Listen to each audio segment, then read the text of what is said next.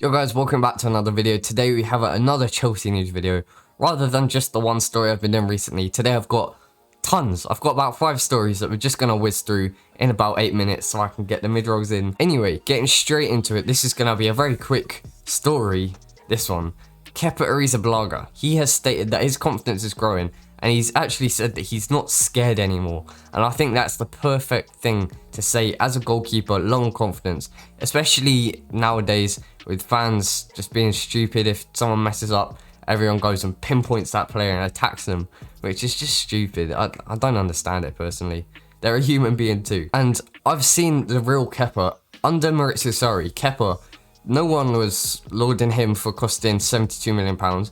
He didn't look worth the money, but at the time, no one expected him to be worth the money straight away. However, he didn't make any mistakes. He was a solid keeper. Obviously, had a very good penalty shootout performance in the semi-finals, I think, of the Europa League that year against Frankfurt. He saved one between his legs going down the middle. Now, that's a very good penalty technique if I've ever seen one. But under Frank Lampard, his confidence shattered. It just broken down to pieces. And he made so many individual errors leading to goals. And it just looked like his career was over at Chelsea. However, under Thomas Tuchel, he's given him a chance. And against Barnsley, he kept a clean sheet. Also against Newcastle, his first Premier League start in a long time, he kept a clean sheet, made a few good saves. Didn't have to do too much, but that's what you want to do. You want to stagger the confidence growth of a player, especially a goalkeeper. For a striker like Timo Werner, if you've gone on a bad run of form, as soon as you score, your confidence goes straight back up. But for a goalkeeper, if you keep a clean sheet, it's decent, but you can't get one thing. You can make saves, but as soon as you make another mistake, it goes straight back down to zero. So another story which is pretty interesting. Now, I don't know if many of you Chelsea fans will remember this geezer. He's Brazilian, he's a winger.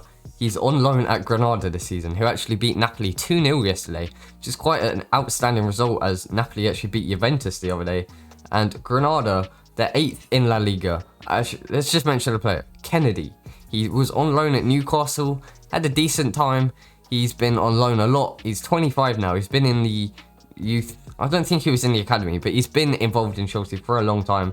He's been part of the loan army, going across to different countries, going on loan, trying to get his confidence up and get some minutes and then maybe come back to Chelsea in the first team.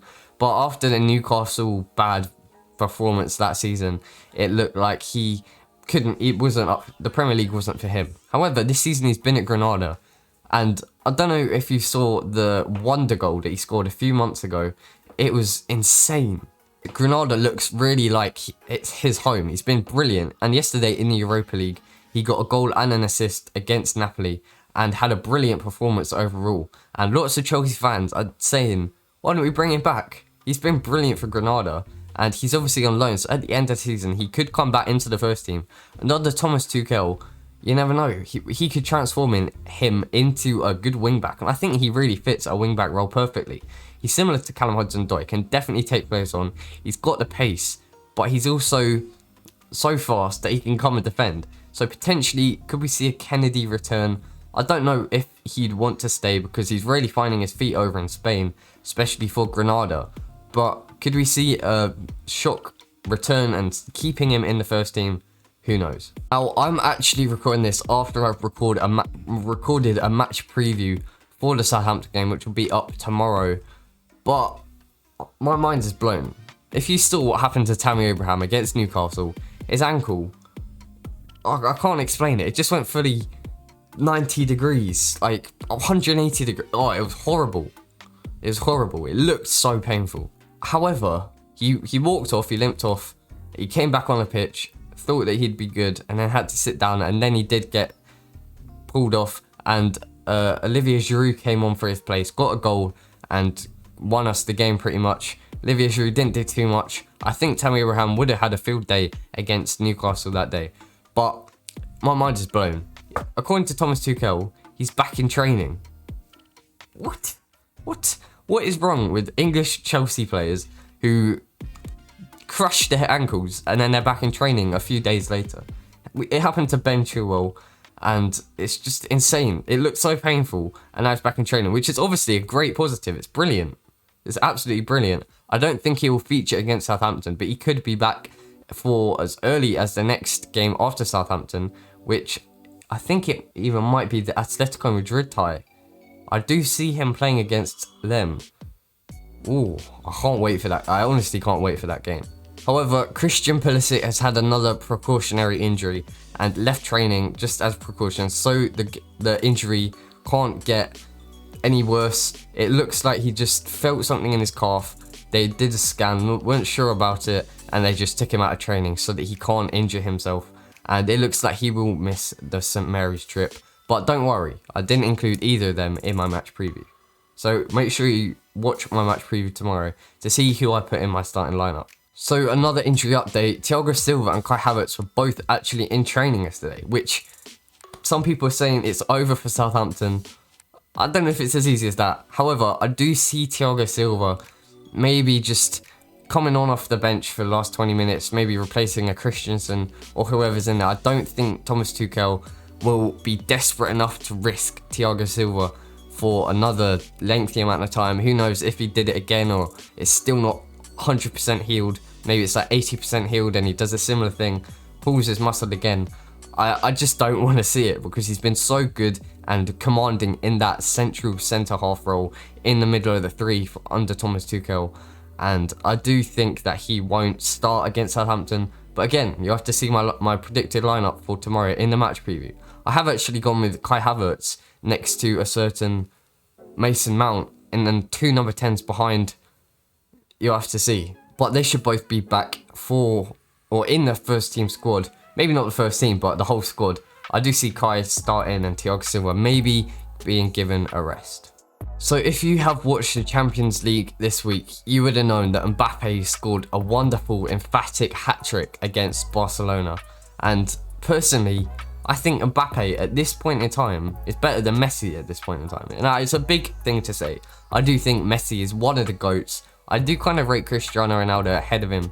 But I do think you got to admire Messi's natural ability and skill. However, Kylian Mbappe, he was so good that game. He was so calm and scored a hat-trick against one of the best teams. They were not good that game. They were awful. And in the La Liga, they're having troubles as well. Erling Haaland also fueled off of Mbappe's hat-trick and thanked him for scoring a hat-trick because he said it gave him confidence and he managed to grab a brace against also Spanish side Sevilla. Now, I do really love Kylian Mbappe, and we know that Thomas Tuchel did manage PSG before Chelsea, but I do think some Chelsea fans need to get their head out of the clouds. It's a hard reality. Life is tough, but Kylian Mbappe is not joining Chelsea. There's quite a few stories about links between Chelsea. Obviously, Chelsea can afford Mbappe. We got Abramovich, Big Daddy Roman, but it's just not likely. Personally, I'm a Chelsea fan, but I do think PSG to Chelsea is a step down with Neymar staying there. Also, them looking to bring in Messi. Imagine that front three, Neymar, Mbappe and Messi. That is just disgusting. But a form like that is always followed by transfer links. And like I said, Chelsea have been linked because we could afford it. Thomas Tuchel has obviously worked with Kylian Mbappe previously. Although I heard stories of them not really getting on together very well. And Chelsea are one of the clubs linked to the Frenchman's signature after Chelsea are in the running to get a striker. However, the striker that we're after is a complete striker, one that will finish everything. Now, obviously, Kylian Mbappe is a brilliant finisher, but he's a very different striker to the likes of Harry Kane, Lewandowski and Erling Haaland and Romelu Lukaku, who I reported on yesterday. Now, Kylian Mbappe is absolutely rapid and uses his pace and his skill to get past a lot of players. But does that not remind you of someone in the Chelsea team? Kai Havertz, Timo Werner, Callum Hudson-Odoi, Christian Pulisic. We already have players like Kylian Mbappe and they might not be on the same level. And by all means, I'd love Kylian Mbappe at Chelsea, but I think some Chelsea fans are dreaming. And what we're really after is an out-and-out lethal finisher who's powerful, strong, but has also got the pace. And Erling Haaland just fits that description perfectly. Now, I do think it will also be very difficult for Chelsea to land the Norwegian signature. However, I do think it's a lot more likely for Chelsea to sign Erling Haaland than Kylian Mbappe. Now, I've got a question for you, and you've got to put this in the comments. You have to. There's no choice in the matter.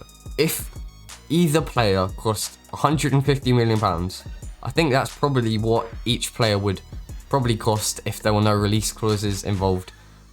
Would you rather Kylian Mbappe or Erling Haaland at Chelsea? Now, honestly, that's the most difficult decision I think of my life. They're both insane and both so young, and they have such huge futures ahead of them. Now, personally, just because I said Chelsea are probably in desperate need of a clinical finisher like Haaland, I'd probably have to go with Haaland. But it's Kylian Mbappe, and he scored a hat-trick against Barcelona. And if you haven't seen this picture, I love this picture. It is PK, just, it's brilliant, it's brilliant. Anyway, I'd love to see what you think in the comments down below. It's just an impossible decision personally. Please like the video if you enjoyed it, subscribe if you're new around here. Thank you very much for watching, and goodbye.